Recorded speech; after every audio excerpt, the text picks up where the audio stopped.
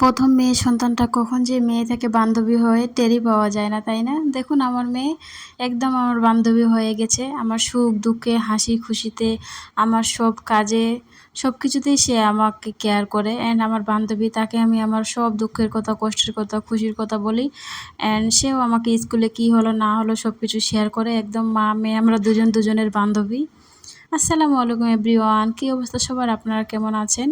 তো আমি আবার নতুন একটা ব্লগ নিয়ে চলে আসলাম। সো আজকে ব্লগটা সন্ধ্যাবেলা থেকে শুরু করেছি।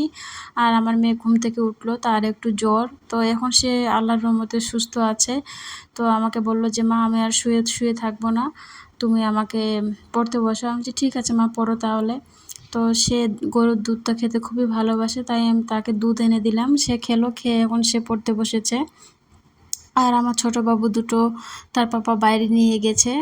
তো কয়দিন ধরে আমি কি বলবো, আমরা সবাই খুব অসুস্থ ছিলাম। আমার ছোট বাবুর জ্বর হয়েছিল, দেন আমার হাজব্যান্ডের, আমার তো মাথা ব্যথাই কম ছিল না, এত মাথা ব্যথা, মানে রাত জেগে জেগে, বাবু তো ঘুমাচ্ছিল না, ছোট বাবু, তার জ্বর হয়েছিল, সে কিছুতেই ঘুমাচ্ছিল না, সারা রাত জেগে থাকছিল সারাদিন। আল্লাহর রহমতে সেও এখন সুস্থ। তো তাই আজকে আমি ব্লগটা শুরু করেছি। আর আমি আগের যে ব্লগগুলো করেছিলাম সেগুলো আগে শ্যুট করা ছিল আমার, কিন্তু 2-3 দিন ধরে আমি কোনো ব্লগ শ্যুট করিনি, আজকে করলাম। আজকে একটু মনটা ভালো লাগছে। আসলে বাচ্চা কাচ্চার যখন অসুখ হয় না তখন মায়ের মনে একদম শান্তি লাগে না, তাই না বলুন? আজকে আমাকে একদম ভালো লাগছে, কারণ আমার বাবুরা এখন পুরোপুরি সুস্থ। এবং সো আমি রান্নাঘরে চলে আসলাম আর মেয়েকে বললাম যে তুমি তাহলে তোমার স্কুলের হোমওয়ার্কগুলো করো মা। সে বলছে ঠিক আছে মা, আমি করছি, তুমি যাও। আর আমি এখানে এই যে আমার শ্বশুর বাবা থাকে, গ্রামের বাড়ি থেকে এসেছে। তো প্রায় 1 মাস হয়নি এখনও, প্রায় 15-20 দিন হয়ে গেল এখানেই আছে।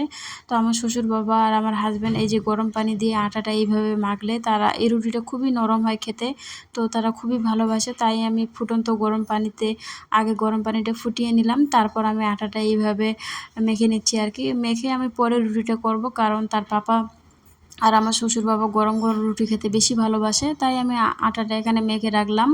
আর আমি এইভাবে আটা মেখে রাখি। আর অনেকগুলো এখানে সন্ধ্যাবেলার বাসন ছিল, তো ভাবছি যে তারা তো এখনও আসেনি বাবুরা, আমি তাহলে ধুয়ে নিই। দেন এইটা পরিষ্কার করতে করতে তারা চলে আসলো আর কি। বাইরে গরম, তো তার জন্য নাকি বাবুরা থাকছে না, আর তারা ছিল না, তো বাড়িটা একদম খালি খালি হয়ে গেছিলো। আর এখন চারিদিকে শুধু মা মা মা মা শুনতে পাবো। কিছুক্ষণের জন্য বাইরে গিয়েছিল, তো একদম ফাঁকা হয়ে গেছিলো আমার বাড়িটা। মনে হচ্ছে আমার সোনাগুলো আমাকে মা মা করে ডাকছে না কেন, এরকম আর কি। সো আজকের ব্লগটা আপনাদের কেমন লাগলো অবশ্যই জানাবেন, আর যদি ভালো লেগে থাকে তাহলে ফলো করতে ভুলবেন না। ভালো থাকবেন সবাই, আল্লাহ হাফিজ, আসসালামু আলাইকুম।